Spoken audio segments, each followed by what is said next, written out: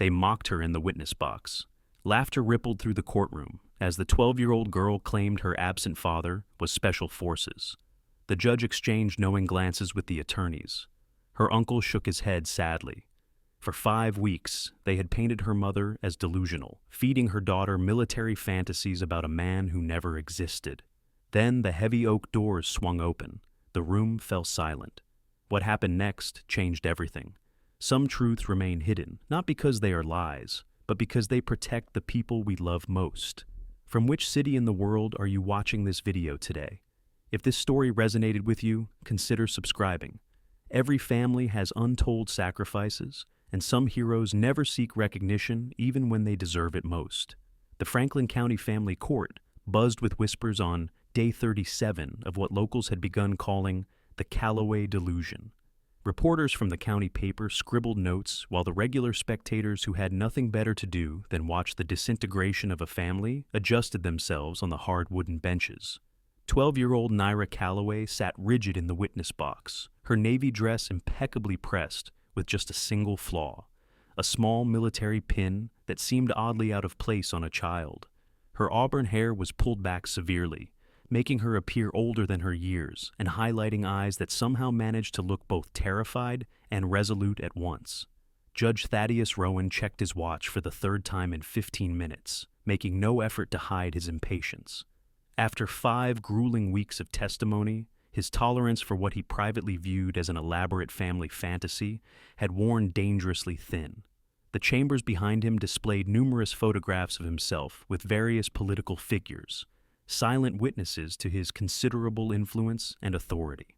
At the plaintiff's table, Hudson Callaway leaned toward his attorney, Prescott Vane, whispering something that made the lawyer's thin lips curl into what might generously be called a smile. Hudson had filed for custody of his niece, claiming his sister-in-law, Imogen, was mentally unstable and living in a fabricated reality that was actively harming her impressionable daughter. Imogen Callaway sat beside her attorney, Zarina Patel, both women showing the exhaustion of a lengthy legal battle, but with determination still evident in their posture. Imogen's eyes never left her daughter, offering silent support as Prescott Vane approached the witness box with exaggerated gentleness that didn't reach his calculating eyes.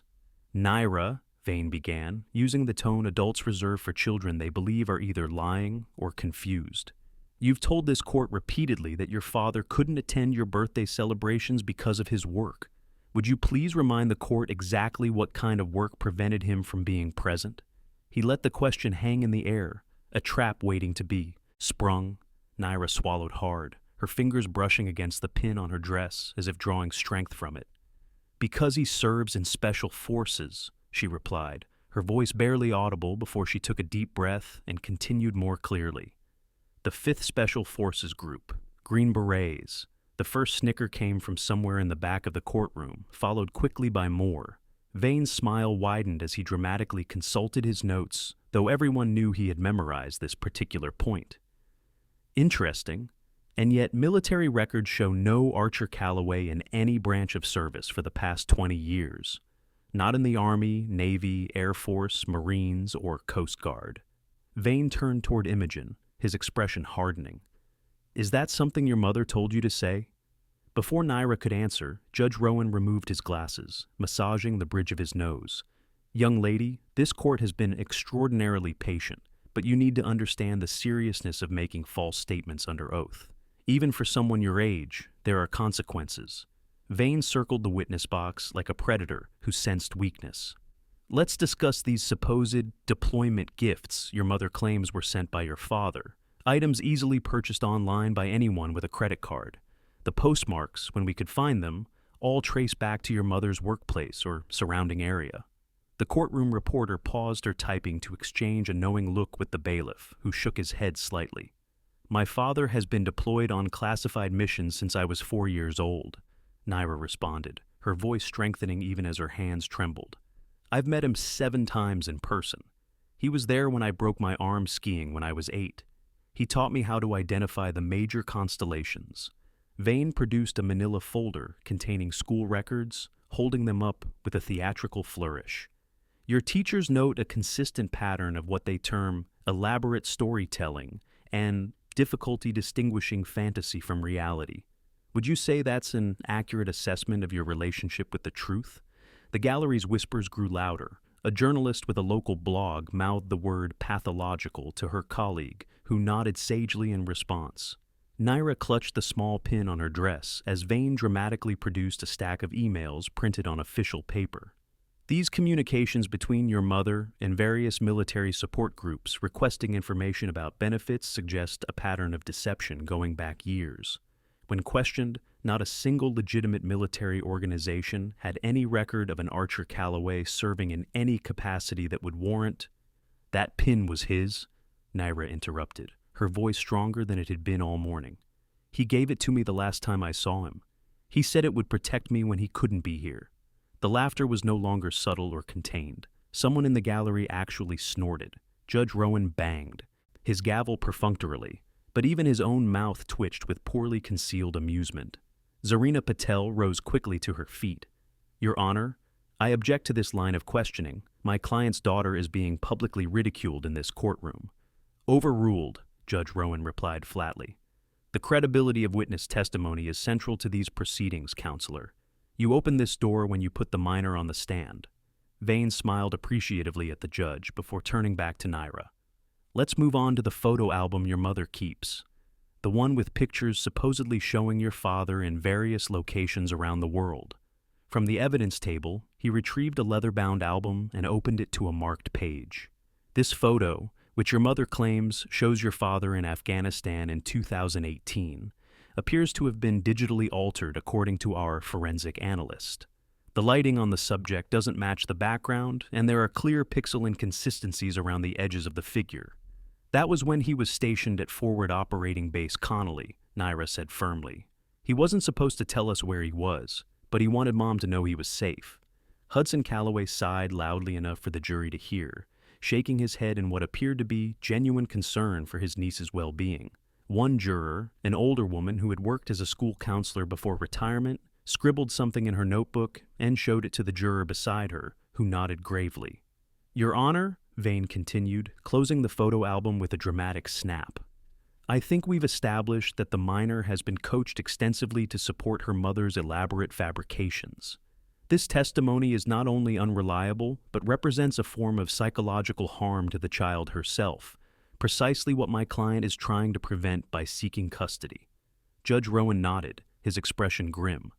"I tend to agree, Counselor. My father will be here," Naira said suddenly, her voice cutting through the murmurs of the courtroom. Tears were streaming down her face now, but her voice remained steady. "He promised me, and he has never broken a promise."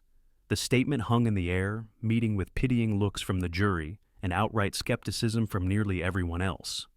"Your Honor," Vane responded, not bothering to hide his condescension, "I move that this witness's testimony be stricken as coaching by the defendant. This charade has gone on long enough." Hudson Calloway leaned back in his chair, the picture of a concerned uncle doing what was necessary to protect his niece from her mother's delusions.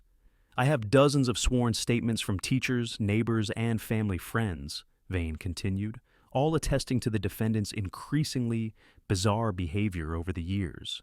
Creating an imaginary military husband instead of admitting to her daughter that she was abandoned is symptomatic of deeper psychological issues."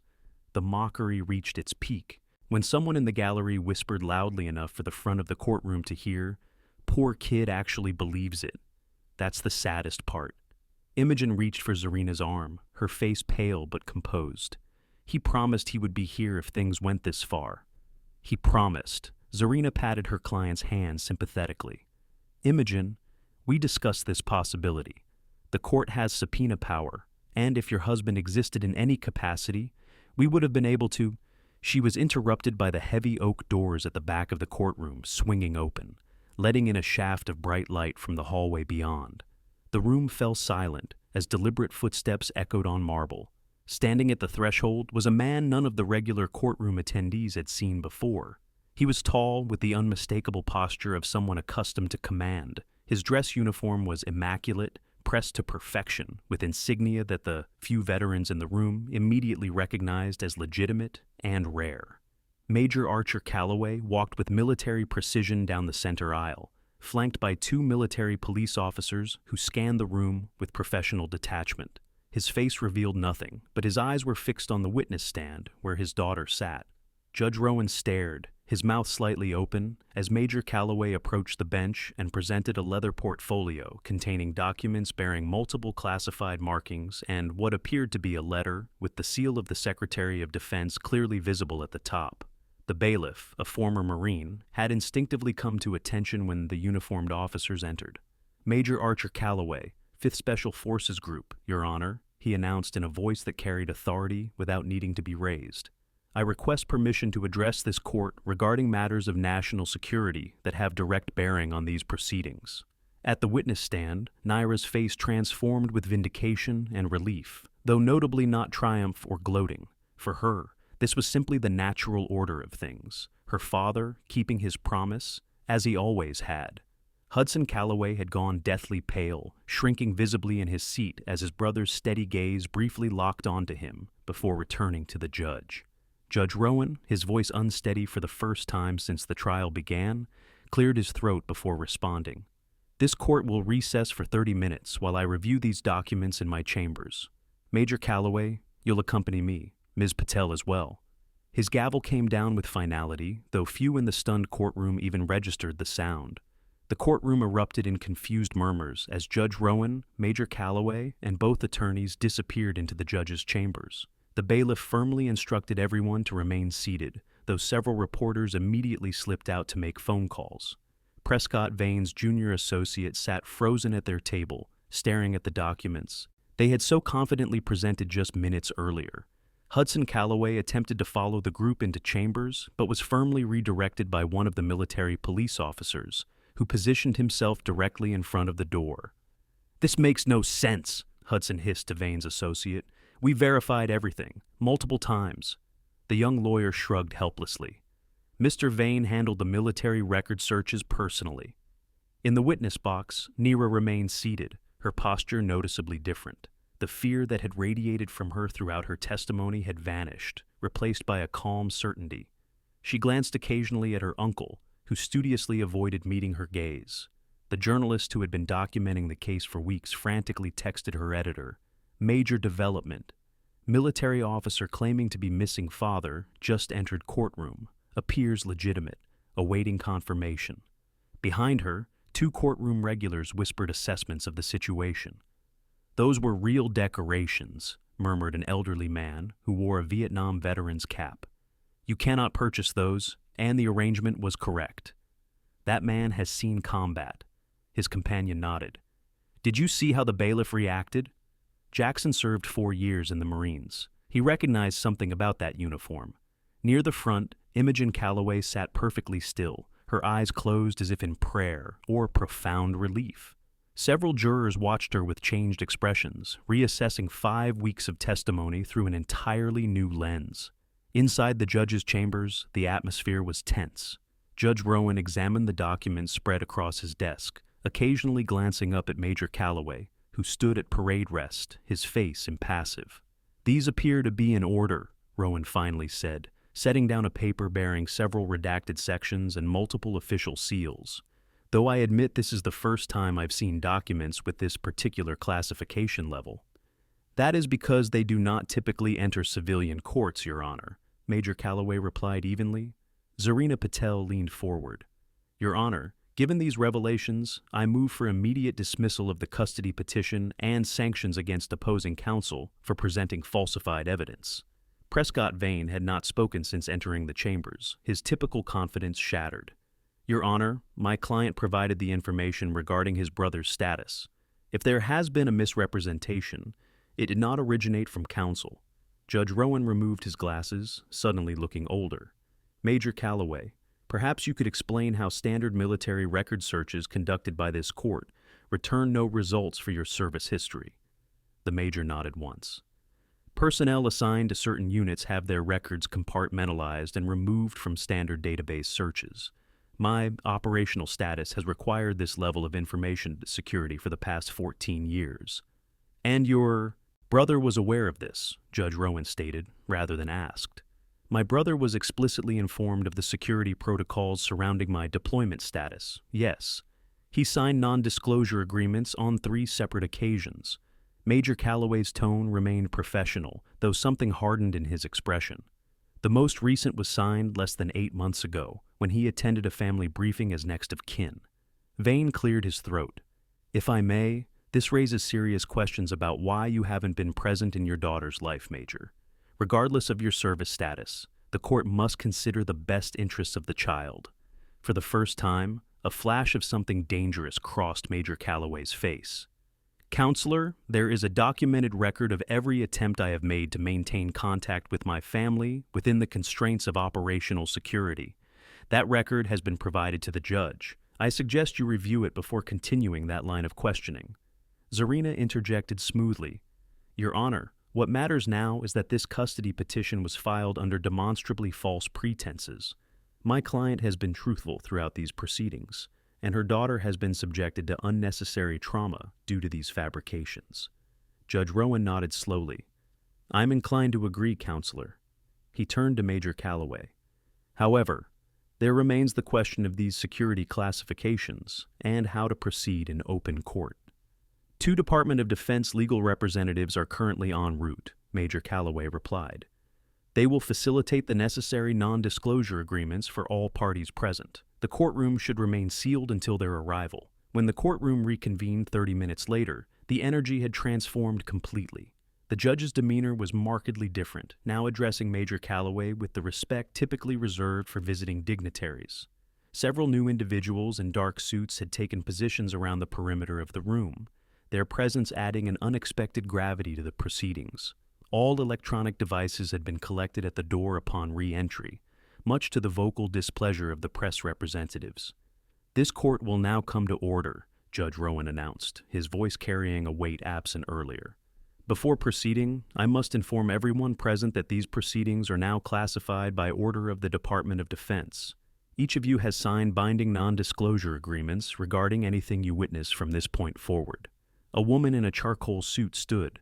"For clarification, those agreements extend retroactively to all previous proceedings in this case as well.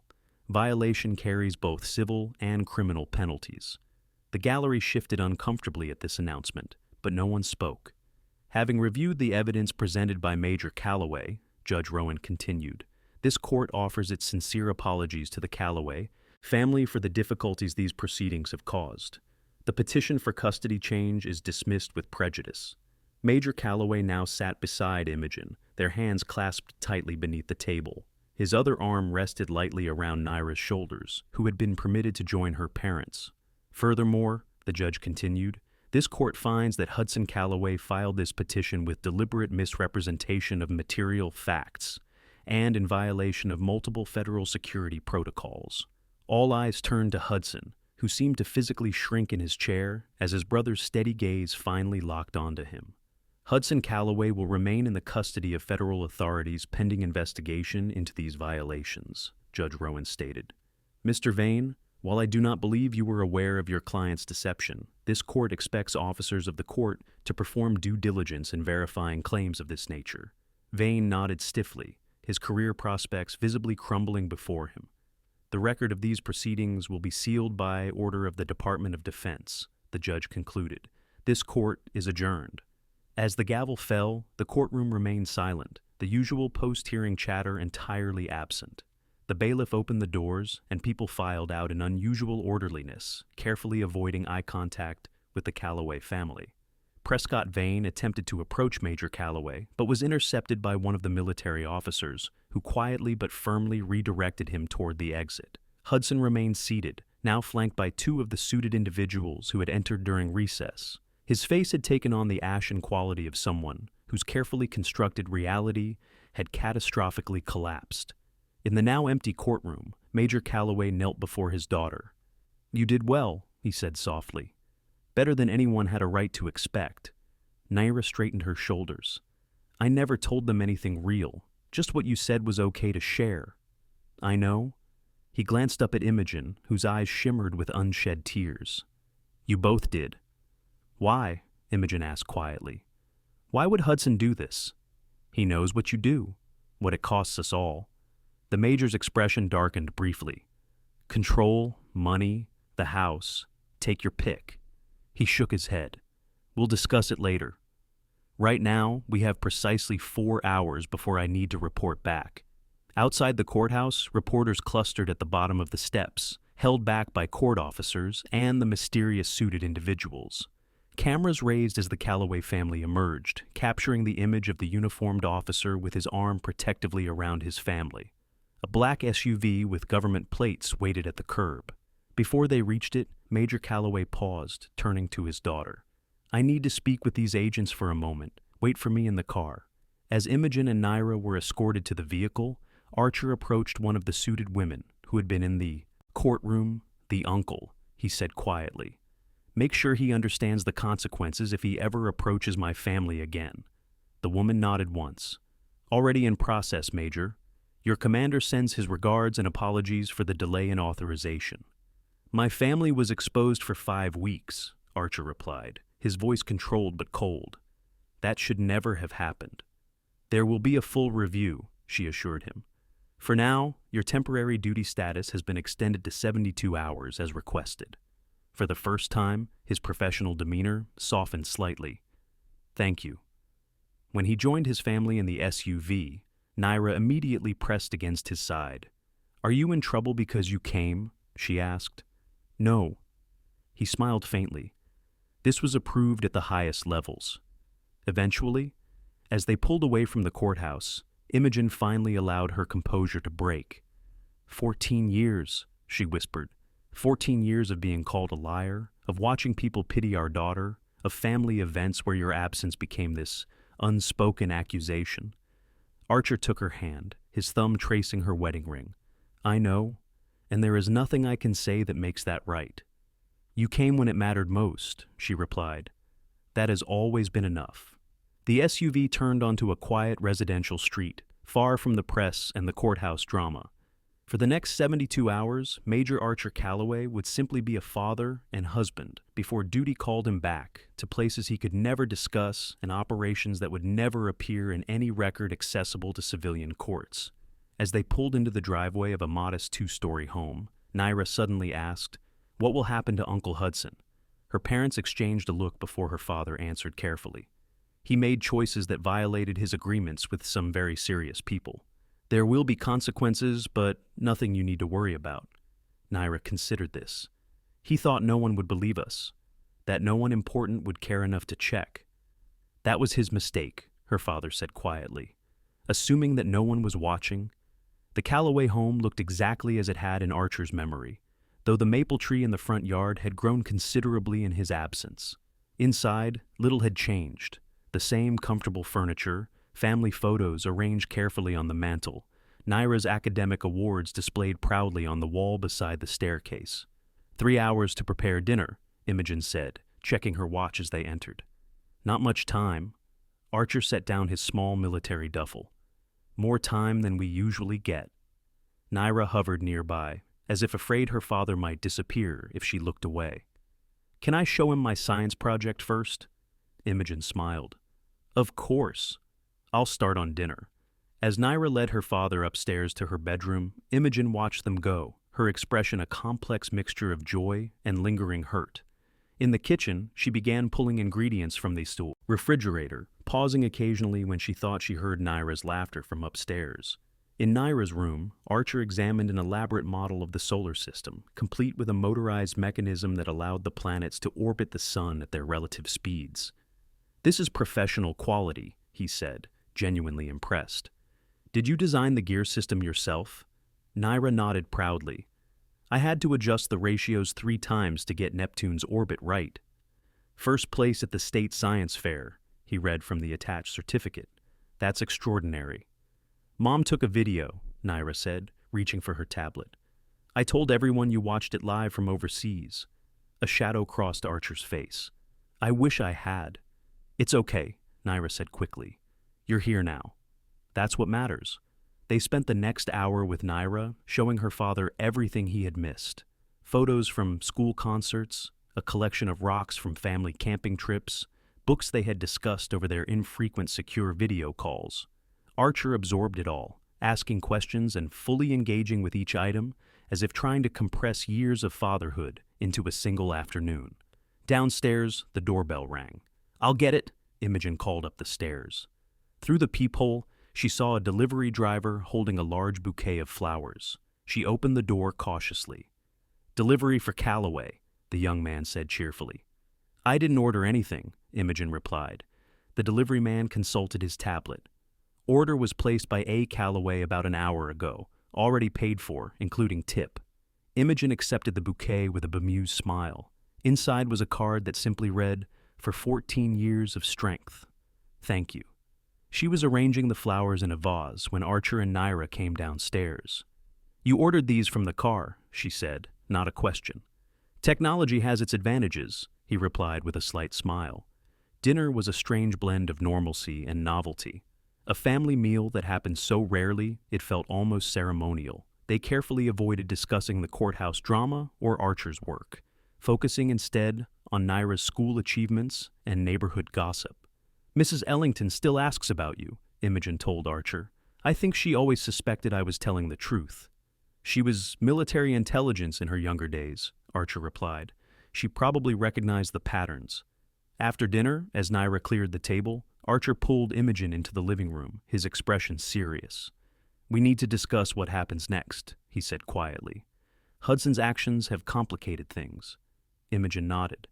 "How much trouble is he actually in?" "Significant. He violated multiple confidentiality agreements and attempted to use the court system to circumvent security protocols. There will be serious consequences." "He was always jealous of you," Imogen said softly. "Even before you joined up. When your parents left him the old house, but put most of the money in trust for Naira, something broke in him." Archer's jaw tightened. "That doesn't excuse what he did to you both." "What he tried to do?" "No, it doesn't," Imogen agreed. "I just want to understand why." From the kitchen, they heard the water running as Naira washed dishes, humming quietly to herself. "What will happen with the classification status?" Imogen asked. "Everyone in that courtroom now knows you exist, that you're military." "They know I'm military, but the specifics remain classified. The NDAS they signed carried serious penalties. The judge has agreed to keep all records sealed." Archer ran a hand through his short hair. "But this incident will be reviewed. My cover status may change." Imogen's eyes widened slightly. "Changed how?" "I don't know yet," he admitted. "Best case, nothing changes except better protocols if something like this happens again. Worst case, complete extraction and reassignment." The implications hung in the air between them. Extraction would mean relocating the entire family, new identities, leaving everything behind. "Would that be so terrible?" Imogen asked quietly. "Having you home, being a normal family?" Archer took her hands in his. "Do you want that?" "Honestly," she looked away. "I want you safe. I want Naira to have her father. But I also know what your work means to you, what it means to others." Before he could respond, Naira appeared in the doorway. "Is something wrong?" Both parents composed their expressions quickly. "Not at all," Archer assured her. "Just discussing boring adult things." "You're leaving again soon," Naira said, a statement rather than a question. "Tomorrow evening," he confirmed. "But I'll be back for your birthday next month, if everything goes according to schedule." Naira nodded, accepting this reality as she always had. "Can we watch a movie together?" "The three of us?" The evening passed with rare normalcy. A family on the couch, sharing a bowl of popcorn, laughing at the same scenes in a film they had chosen together. For a few hours, they were indistinguishable from millions of other families across the country. Later, after Naira had gone to bed, Archer and Imogen sat on the back porch, speaking quietly under a sky filled with stars. "I meant what I said earlier," Imogen told him. "If things change because of this, if we need to move or start over somewhere new, I can do that." Archer was silent for a long moment. 14 years, he finally said. 14 years of deployments and secrets and missed birthdays. Of you carrying everything alone. "Not alone," she corrected. "Different, yes. Hard, often. But I've never been alone in this." He looked at her with a mixture of admiration and regret. "When I took this assignment, I never imagined it would last this long. One tour, maybe two." "Life rarely follows our plans," Imogen replied. "But we made choices we believed in, both of us." Inside the house, a floorboard creaked. They turned to see Naira standing in the doorway in her pajamas. Couldn't sleep, she explained, joining them on the porch swing. Archer put his arm around her shoulders. Thinking about everything that happened today? Naira nodded. Everyone looked so surprised when you walked in, especially that lawyer who kept saying Mom was making you up. People often see what they expect to see, Archer said, and when something contradicts that, it can be shocking. Will I get in trouble at school? Naira asked. For what I said before? Imogen exchanged a look with Archer. No one from the court is allowed to discuss what happened today, she explained. And tomorrow, someone from your father's work will speak with your principal to explain that there was a misunderstanding. So I just go back to normal? Naira frowned. Pretending again? Archer shifted to face his daughter directly. What you did in that courtroom was braver than many soldiers I've served with. You protected information when it would have been easier to share it. You trusted that the system would work, even when it seemed to be failing. I just told the truth, Naira said. What you told me I could say? Sometimes that's the hardest thing to do, Archer replied, especially when no one believes you. They sat in comfortable silence for a while, listening to the night sounds around them. Finally, Naira spoke again. Will Uncle Hudson go to jail? Her parents exchanged another glance before Archer answered carefully. What happens to your uncle will be handled privately, by people who understand the sensitivity of the situation. He tried to take me away from Mom, Naira said, her voice smaller. He told everyone she was crazy. He made very poor choices, Imogen said gently. But that's for adults to worry about, not you. The night grew cooler, and eventually they moved back inside. Archer carried a now drowsy Naira upstairs to her bedroom, tucking her in as if she were much younger than 12. Will you be gone when I wake up? She asked. No, he smiled. I'll be here for breakfast. We have the whole day tomorrow. Promise? Promise. Morning came with surprising normalcy. Pancakes at the kitchen table, Naira chattering about school, Archer and Imogen exchanging comfortable glances over coffee cups. For a few hours, they were simply a family enjoying a weekend together. In the afternoon, they visited a nearby park, deliberately avoiding places where they might encounter curious neighbors or school acquaintances. Under the shade of old oak trees, Archer taught Naira advanced knot-tying techniques, while Imogen took photographs, capturing moments to sustain them through the next absence. As evening approached, the mood in the house grew more subdued. A car would arrive soon. Goodbyes would be said. Life would return to its established pattern.